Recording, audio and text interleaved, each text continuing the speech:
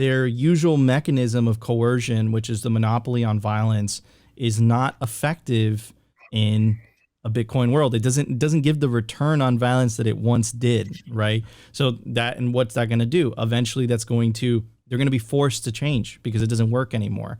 But anyways, before we move on, BEAUTYON, I just wanted to read the first passage of your Medium article. By the way, I agree with you. Let's check it out. And it's referencing, for our audio listeners, you're watching Simply Bitcoin Live. We have a guest today, is BEAUTYON. And the name of the article is Unpacking the Lummis-Gillibrand Responsible Financial Innovation Act. BEAUTYON, you go on to say, the idea that there can be a responsible innovation is absurd on its face. If Lummis and Gillibrand were alive during the era of lake ice delivery by horse and cart, they would have found that the electric icebox was irresponsible innovation because many men would be put out of work and horses turned into glue or meat. Now, and this is something that I've actually said many times on the show, the people that are tasked to regulate you can't regulate Bitcoin, but you could definitely regulate the on-off ramps, make it difficult for people. The people that are tasked to so-called regulate Bitcoin are also the people that have the most to lose if Bitcoin succeeds. Talk about misaligned incentives. So tell us, BEAUTYON, why you wrote that article. What were your thoughts in that article? What angle were you approaching it from?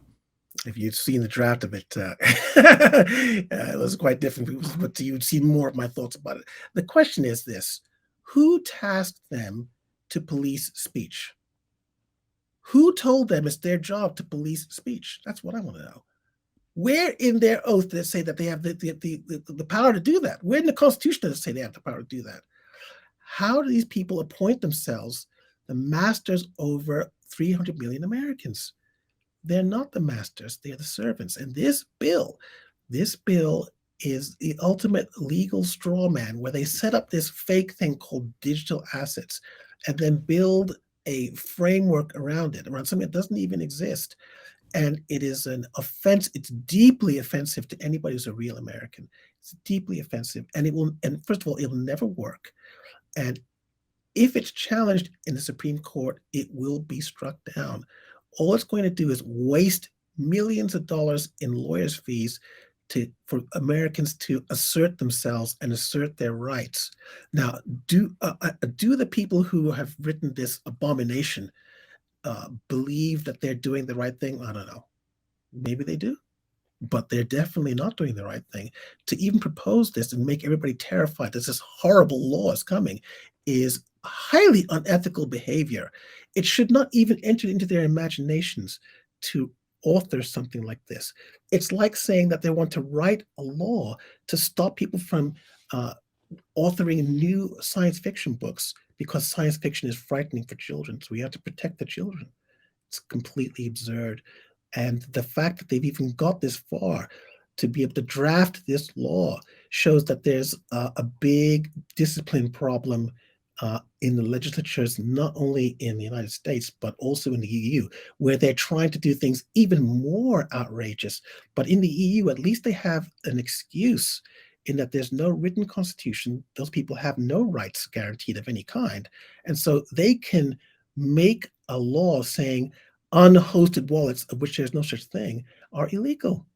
They've actually tried to propose this. And I don't know if it's going to pass or it's not going to pass. But if they do pass it, it will be an absolutely terrible disaster for the people of the EU. It will mean that ordinary people will not be able to go onto an app store, download Samurai Wallet, Pine Wallet, Blue Wallet, Moon Wallet, Phoenix, Wallet Satoshi, or any of these other good wallets, these ethical Bitcoin wallets, because they don't conform with the EU regulations. And as you know, all of the app stores are already geo-confined. So if you're trying to download one of these apps from inside the EU, it just won't turn up in your search. Only unethical Bitcoin wallets, where they are non-custodial, will be available. And this will be a very, very bad thing for people in the EU. Lucky for them, they can get a passport and expatriate. Or if they're clever, they can get a proxy and appear to be in the United States or another free country or free jurisdiction. But the principle remains the same. They have no right to control people's software. And if they do that, it's not going to stop Bitcoin at all. Software piracy is a global phenomenon. It's all throughout Europe, and there's nothing they've been able to do to stop that. So they won't be able to stop Bitcoin either.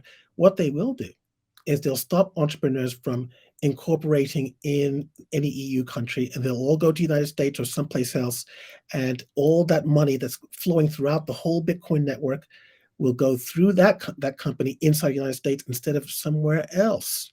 And I think it was some French minister just today on the Twitters I saw that they want to encourage France to be the center of the new economy based on Bitcoin or quote unquote cryptocurrencies.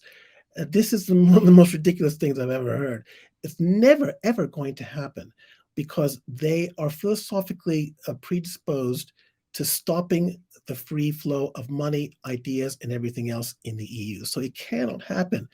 The fact that this law is being proposed in the EU and this minister is saying he wants France to be the center of this new economy shows that the left hand doesn't know what the right hand's doing. The whole thing is discoordinated, and it depends on who gets to the legislature first that the outcome will be determined. And if France is lucky, they'll pass some laws that will make using Bitcoin legal and acceptable and trouble-free, although I doubt it. And if they're unlucky, the EU will pass this unhosted wallet law, and then the whole of the EU can be just thrown away because it's just not going to happen. But all of this stuff that's happening now is short-term perturbations, short-term annoyances. In the long term, and the real question is, how long is that long term? In the long term, they're not going to be able to police anybody. Bitcoin is going to be the global money for billions of people, and there's nothing they can do to stop that. And once that happens, all of their power to create money, to police people, will all just go away. Now, I'm not saying that people should not pay taxes. The Bible says you have to pay taxes. So what they cannot do is create money behind people's backs and cheat people. Cheating is not right. And that's going to stop. Bitcoin is going to stop that.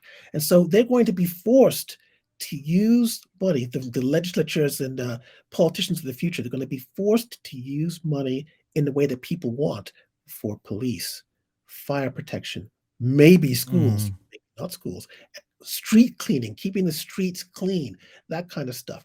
That's the things that they should be concentrating on, not on Bitcoin and other things like that. People trading messages over the internets. The whole structure of the Western world is going to change, and the rest of the world, by the way, but they'll probably be dragged along kicking and screaming. So, although maybe not, Nigeria is number 2 country on earth for Bitcoin. So it's possible that that country, which is a very great country, might get a government that's sensible, turn the switch on for Bitcoin, and then all of a sudden, some very, very good things can happen there. I don't know. All I know is that the inevitable is coming, and anybody who tries to stop it is a fool.